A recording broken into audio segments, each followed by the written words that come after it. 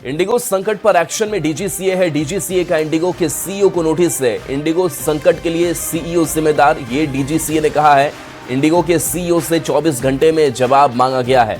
Indigo के operation management में गंभीर चूक, डीजीसीए ने बताया है।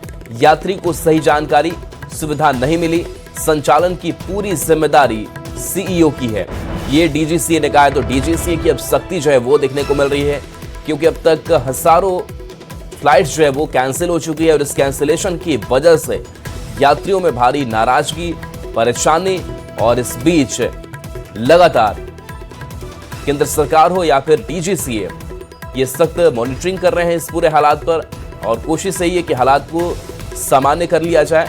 हालांकि इन सब के बीच माफी जरूर इंडिगो की तरफ से बार बार मांगी जा रही है, लेकिन अब इसको कैसे सुचारू रूप से चलाया जा सके और कहां चूक हुई, इसके बारे में लगातार जवाब तलब जो है वो इंडिगो से डीजीसीए कर रहा है।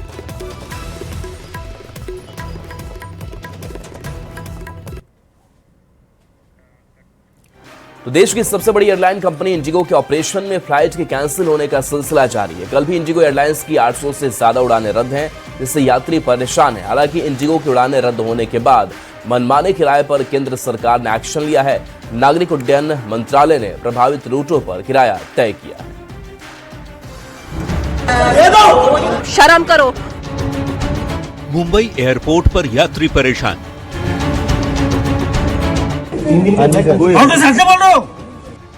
दिल्ली एयरपोर्ट पर यात्री परेशान, रांची एयरपोर्ट पर यात्री परेशान, पटना एयरपोर्ट पर भी यात्री परेशान। हमारा बहुत असुविधा है, हम लोग कैसे जाएगा अभी क्या जाने का कोई हमारा। इंडिगो पर आरोप है कि उसने नियमों की अनदेखी की तो विमान परिचालन प्रभावित हुई और परिचालन पर असर पड़ा तो यात्री परेशान हुए। हमारी इंडिगो की फ्लाइट बिना कोई इन्फॉर्मेशन के हमें पता भी नहीं चला, हम लोग एयरपोर्ट तक पहुंचे। अगर वो पहले भी इन्फॉर्म करते तो कम से कम परेशानी होती। पूरे देश भर के सब लोग परेशान है, तो ऐसा थोड़ी है कि हमारी परेशानी कोई स्पेशल है। अंदर रुकने देंगे नहीं इतना दिन में। दूसरे फ्लाइट्स में भी, दूसरे फ्लाइट आई थिंक है भी नहीं रांची से। 4 दिनों से रद्द उड़ानों की संख्या 2000 से ज्यादा हो चुकी है।